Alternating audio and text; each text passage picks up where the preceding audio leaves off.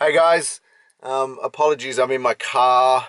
We're up at Crackneck where Matt, you'll see in a minute, where Matt starts the Search for Hurt journey. He sits on the bench right behind my car. I want to start by saying thanks to everybody who's jumped on and supported us so far, through YouTube, Facebook, Twitter, Instagram.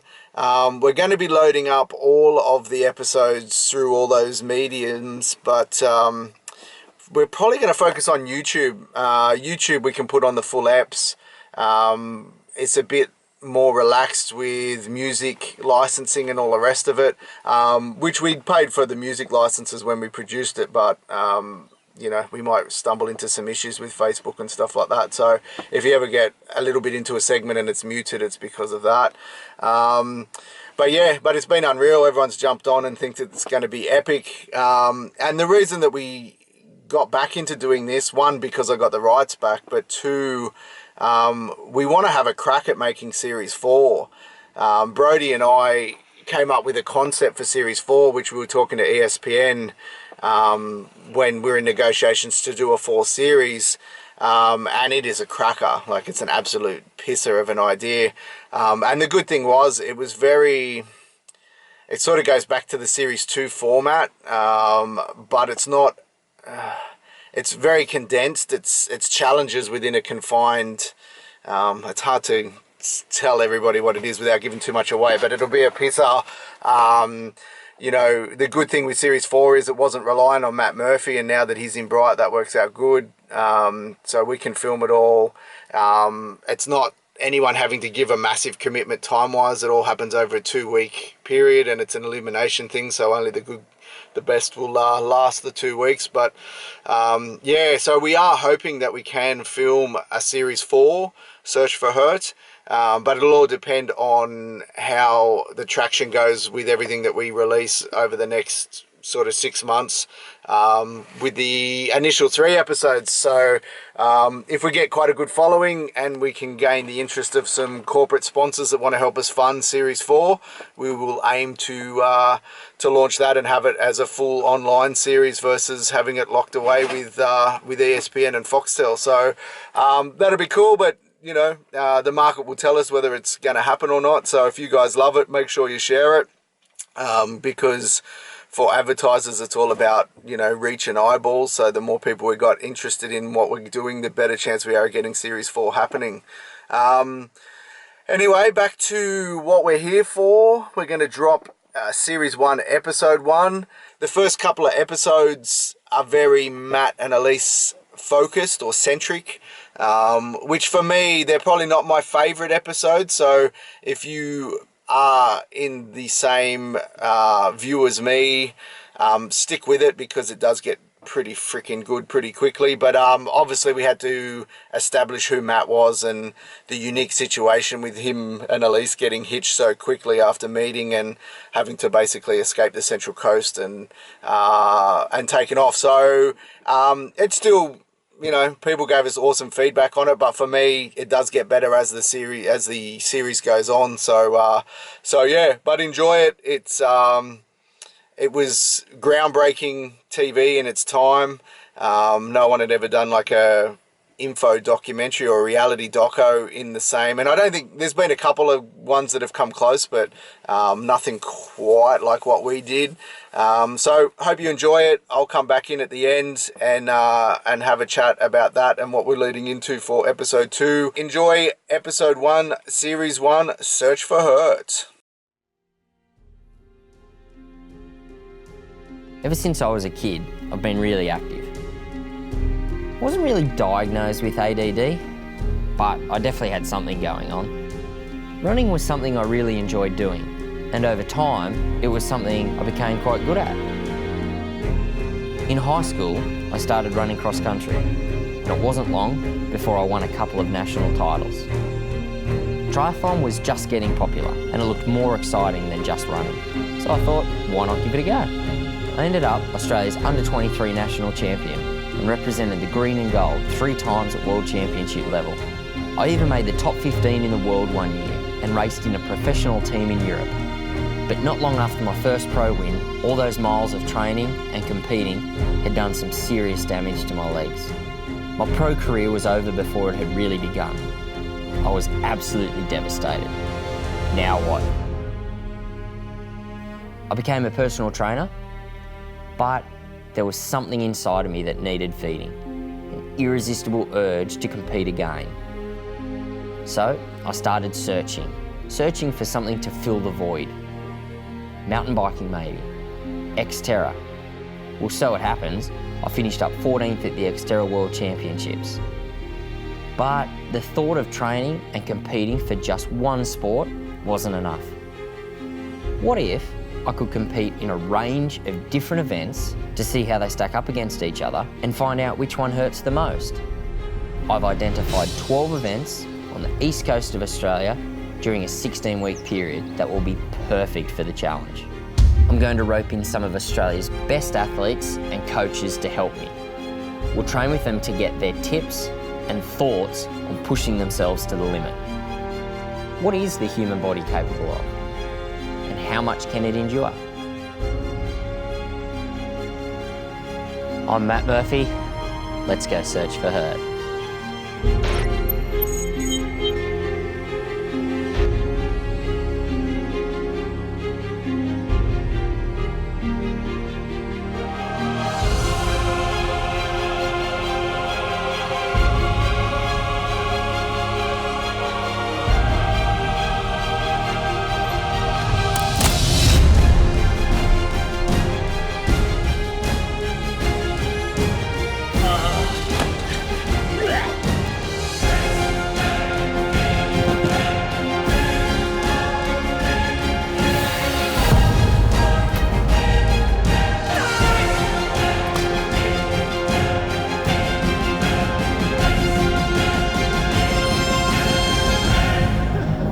That's what you call the hurt box.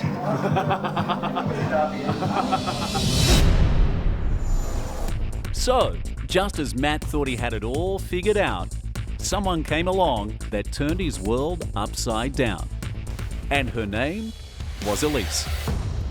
So we were training together for about 6 months, and then when we started dating, that was for about a week before he proposed. Which is true. You know that? Oh, I just don't know. I knew it was quick. Yeah. So wait, we one last 2 hours. I look forward to spending the rest of my life. It was a whirlwind romance, and they became inseparable.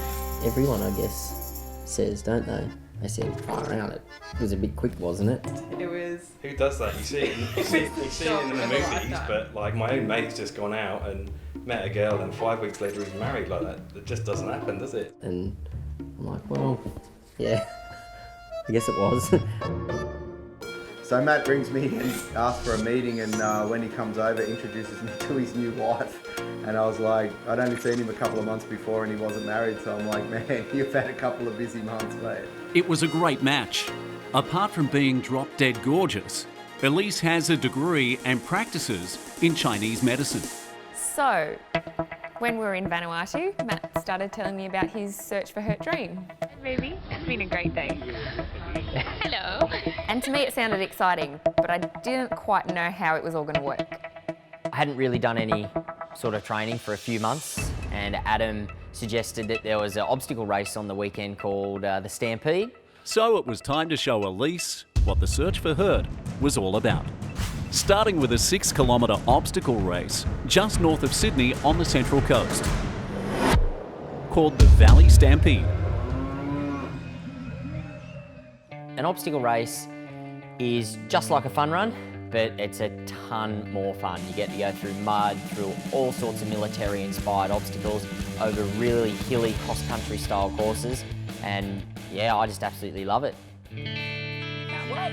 Matty, there's the man that's going to win it. You just do your best, okay, Matt? Yes. And win it.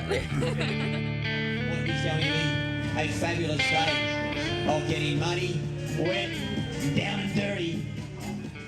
So the kind of people that come to these obstacle races are just completely different. All sorts come. So there's the elite guys that take it really seriously and train hard and want to win. And then there's everyone else that's there just to have fun, muck around, heaps of people get dressed up. And some people are just out there. Step aside, you have 20 seconds to comply. I'm just a kid with a bad reputation. I know you want to see me lights in the station. You should take a look at yourself before you want to judge me. With over 6,000 competitors, this race was a mud-filled, jam-packed stampede. Where's the Search for Hurt? Where is it? Coming up next. Where's the Search for Hurt? Where is it? Right here. That fellas. Come on, get slammed.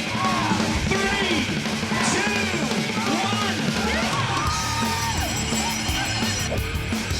Keep on pushing till it's gone. Making everything your own. Take it all there in your stride. I've heard it all. I can't see right through those lies. I can't believe a word they say. I gotta look the other way. No second thoughts can move to steel. Just pay your call. Superman is searching for Hurt. If it's for real.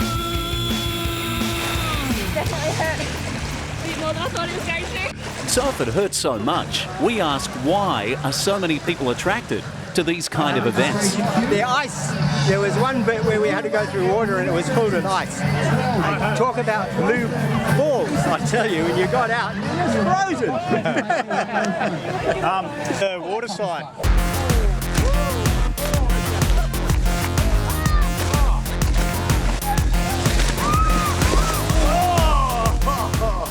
This, and then just hit her in the head. She was under, I had to grab her like that and pick her up out of the water. Get him up. You're right. Sorry about that. Even after a few months off from training, Matt shows he still has what it takes. Previous winner of the Puff Blow Challenge. He looks a little bit sweaty, a little bit muddy. Coming in at number 1, 24 minutes and 4 seconds, we have Matt Murphy from Search for Hurt. How bad was the bug zappers? What was the bug zapper like? Guys, if your heart rate's high by the time you get to it, it just wants to come out your chest. It feels like you're just hit with one of those, what are they? You know, One of those. I'm thinking the word is defibrillator. Yeah, that's it. Fantastic, Evan. Congratulations, Matt. Good job, man. Let's have a beer. Time for a beer. What was your highlight of the entire course? The cows. What did you do to the cows? Always search for Hurt, and we found it here.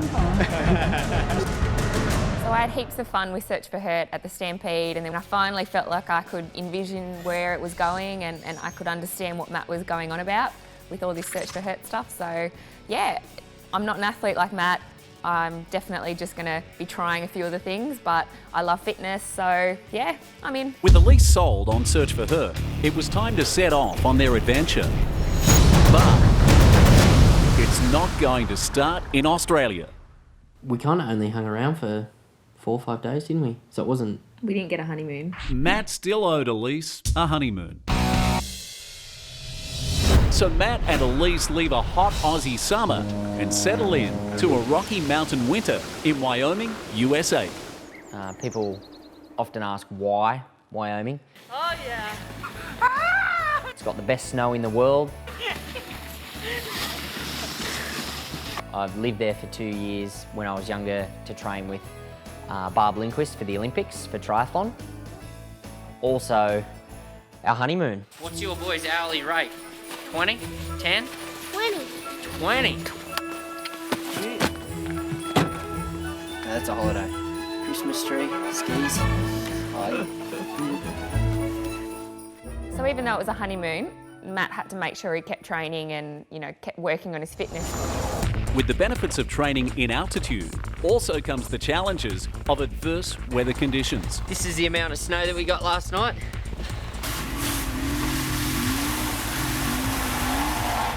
It's made training a little bit difficult, I guess you could say. So what do you do when you can't train? You acclimatise. Let's go. For some reason, in boxer shorts. Here we go. Oh, it's cold. Oh, it's cold. You take a sauna. Stay tuned to see the team go through a challenge they've never faced before. It's our first snowshoe experience. And get a call from the Michael Jordan of rock climbing, a man who uses no ropes. Go. So with the fun and games done and dusted, the team found a local who introduced them to something they'd never done before. We met this guy named Dave, who was just a super cool guy, really outdoorsy, and he invited us out one day to go snowshoeing. So guys, we're here with world champion a crazy thing that we're doing down at Vale is the snowshoe race, and one of the guys helping us out is Dave. So say good day, Dave. Hi, good day. Yeah, snowshoe basically gives you flotation on top of the snow. Small profile shoe that will give you some flotation, but narrow, tapered at the back so it pitches the snow off, doesn't hit your heels, and you're able to quickly turn your feet over and keep moving. Not much of a snowshoe effect on this hill. Just stick the toe, dig in hard, and keep going. All right, brother, and let's just quickly check out Elyse. Hey, there she is. I think someone might be hurting a little bit. Say hey, Elyse.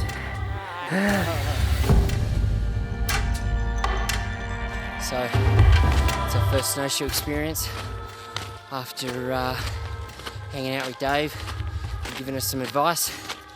First climb, apparently the only way to train for racing up is training up. So we've been out for about an hour and a half now. Elyse, can you give us your true opinion on snowshoeing so far? It's really hard. It's cardio hard, but just trying to get straight uphill. I'm sure there's a technique to it that I don't have yet, so it's just freaking hard work. Dave, resident snowshoe expert, is about to take us up this. It's about 20-25% grade. Oh man, the legs are just absolutely killing. So welcome to snowshoeing. You all right, Elyse?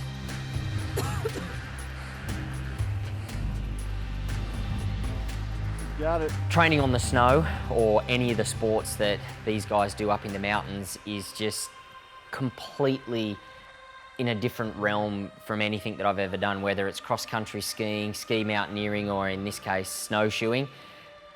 Even just the small thing of how cold the air is when you breathe in, it's just something so different, and I absolutely loved it. Matt uses his professional filming skills to show a quick technique to get down the mountain. So we've been climbing for about 2 hours. Yep. So how are we getting down? Trash bags. So what, we sit on... Grab a trash bag around your ass, lean back, put your feet up, and just go. Here he goes. Oh, he's crazy. He's lost his trash bag. Oh!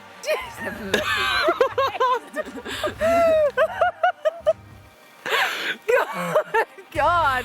After some heavy training in the mountains, the guys get a call from the world's best free soloist rock climber, Alex Honnold. So there's a rock face in Yosemite National Park that apparently takes a good climber with ropes 3 days to summit. And Alex Honnold does it without gear in 3 hours.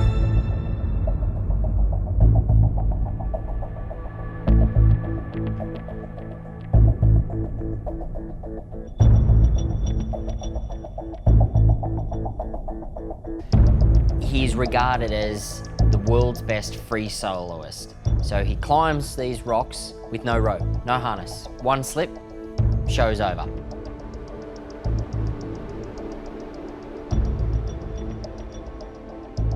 And we got the opportunity to go and see him. When we come back, Alex displays why he's the world's best, and Matt and Elyse take their search for hurt to new heights.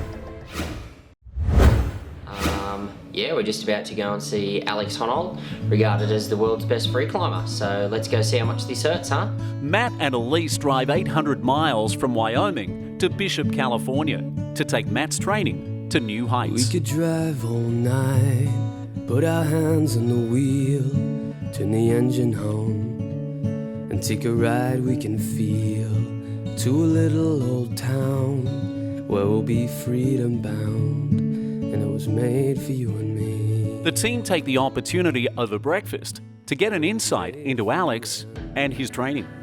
Sort of good building power is like the ability to do really hard moves, like to do hard climbing movements. And then doing endurance is being able to do a bunch of hard climbing movements in a row. So it's like basically you have to be able to do the moves in order to be able to do a lot of them. You know, so like power is kind of like the base for all climbing. Actually, there's a quote from like an old famous climber about like without power you have nothing to endure. You know, because like you just can't do the moves. You're just like, well, oh well, you know, like you just can't do it. And what about any other kind of training? Do you do anything other than climbing? Do you work at a gym or anything else strength-based? No, not really. I do like push-ups and core, like after climbing. Push-ups are just like opposition because climbing is all pulling muscles all the time. So like you can kind of prevent elbow injuries and stuff by doing some opposition. Core is just, you know, I mean, you can never do too much core. So, when Alex asks you a question like, what size shoe do you wear?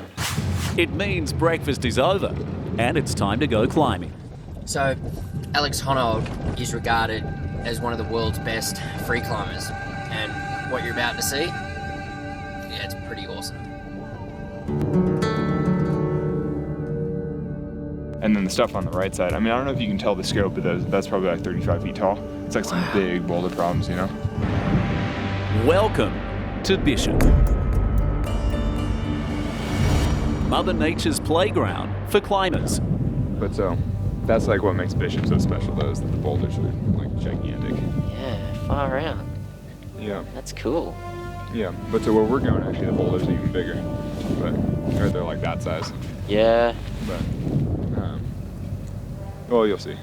Put the shoe up against your bottom of it.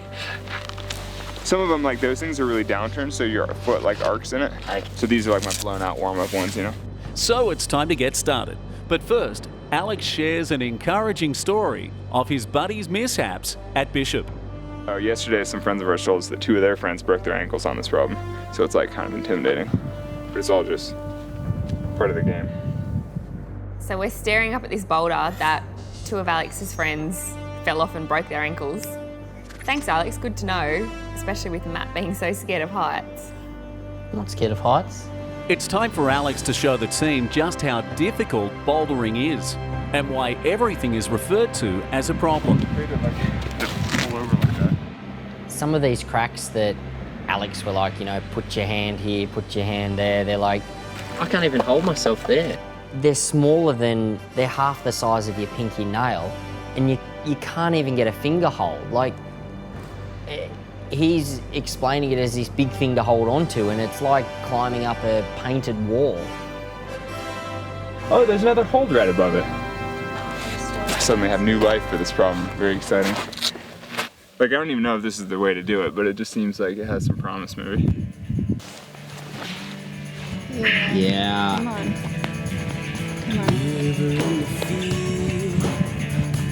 Where do you wanna go? Mountain and the sky. Where do you wanna go? Well, maybe we could fly away with me. And while I'm waiting, won't you set me free?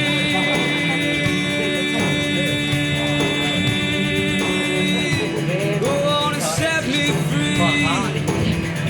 Oh, man. Awesome effort, man.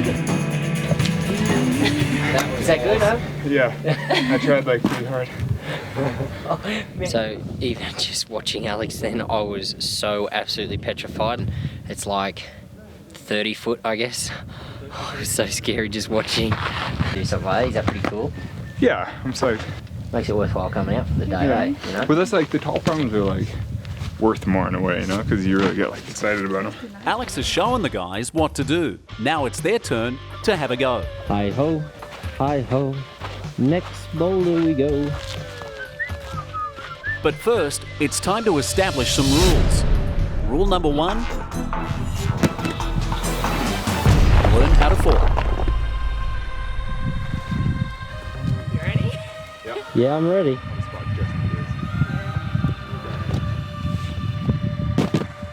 Second rule. There are no rules. How can there be rules? There's no ropes. There's no one around to enforce the rules, and it's just you and the rock. And the ground. That too. Oh, see, this height, that's pretty good for me. You didn't even do anything. No, I'm just latched into the wall. Well, we can just spot it. Step back. Okay. Yee!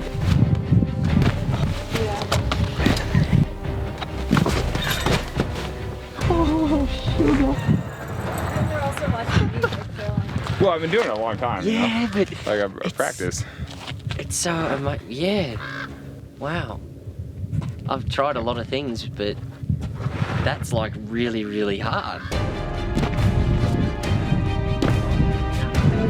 Oh man, it was so hard. I couldn't even do it. My hands are just killing me. Sure. But the thought of this, it's just... You gotta believe in yourself. You know what you can do.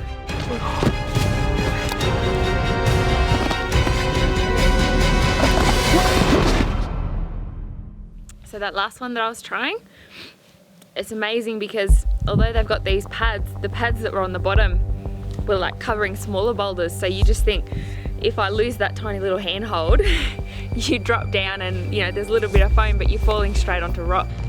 So over the years I've been lucky enough to see a lot of stuff and do a lot of pretty hard things, but what we've seen today, this is just absolutely unbelievable, guys.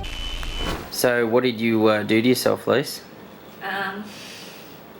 We were bouldering with Alex today and I felt fine, but when I came home and took my shoe off, my ankle started hurting and now it's really, really hurting. So yeah, I found hurt today. Next time on Search for Hurt, they bump into CrossFit legend Chris Phelan. Finds Hurt with America's unbeatable Spartan racer, Hobie Cowell. Oh, we're gonna make you hurt. That's what you're looking for. Sticks things up his nose and does a strange workout with the greatest female ultra-marathon runner of all time. And this is the honeymoon you get when you're married to Matt Murphy. All right, that was episode 1. Hope you all enjoyed it. As I mentioned pre-dropping it, probably not my favourite. In that there's a little bit of action with the Stampede and going over and training with Alex Honnold, which was unreal. We got him through Twitter.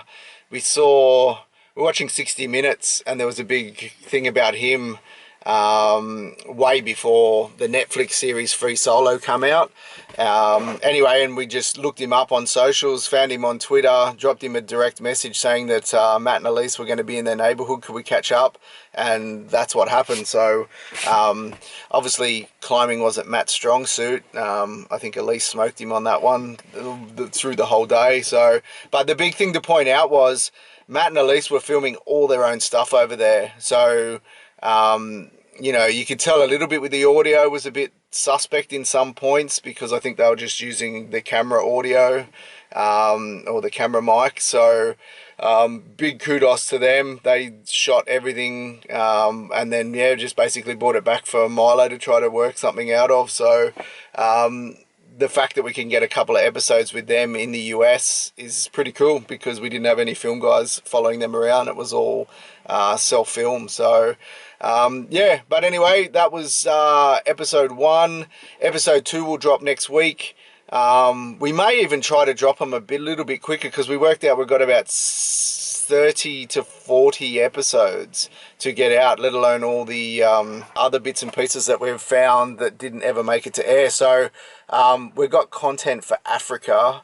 So we might try to aim to get out the content a little bit quicker, otherwise it'll be a solid year before we get everything out. So and that's before we even start doing all my stuff around the cancer and thyroid issues and all and the type 2 diabetes and all that bits and pieces. So, and the event stuff. So if I end up getting the event brands back, there'll be a lot of content around that as well. But anyway, yeah, we'll try to up the ante, but we are doing it as a bit of a side hustle. We have jobs I'm building now, and Brody's working for Sky News, so we just try to cobble it together when we can. So yeah, but we will aim to try to get out a couple of bits of content each week, just so it doesn't drag on. Anyway, hope you enjoyed it. I'll see you next week for episode 2.